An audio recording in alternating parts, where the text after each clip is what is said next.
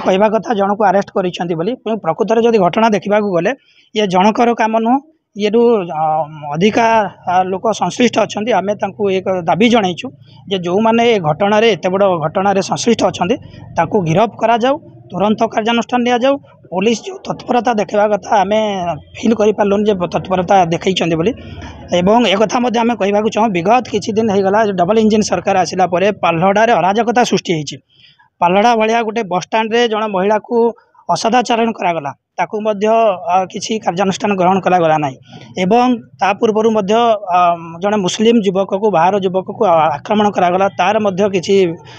तदंत करागला ना एवं आपण मैंने देखुवे किसी दिन तले 2-4 दिन 5 दिन तले शिक्षानुष्ठान छात्री को कोभली भाव में जड़े शिक्षक अत्याचार करता मैंने सारा ओडिशा देखी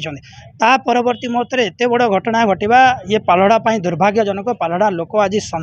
आशंकार अच्छा घर बाहर कुकाब सृष्टि होती कहले किसी अत्युक्ति हम ना तेणु विजु जनता दल ये दाबी कर आईआईसी महोदय को आम जनईचु 7 दिन भितर आउ जो मैंने एक्यूज अच्छा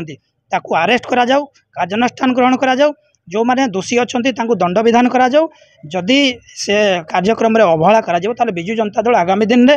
राजरास्ता को ओह्लैब दरकार पड़े पाल्हड़ा बंद कर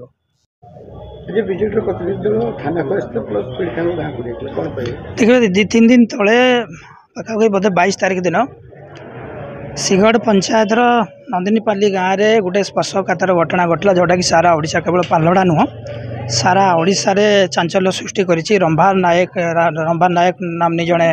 महिला को गणदुष्कर्म हत्या करा जाइतिला जहाँकि आज आम विजु जनता दल तरफ आम प्रतिनिधि मंडली घर को जाइलु परिवार सहित आलोचना करूँ ग्रामवासी सहित आलोचना करूँ जहाँ से स्पष्ट कहबार कथा जे जो भाई भाव विभत्स कांड कराई दुष्कर्म एवं हत्या कराई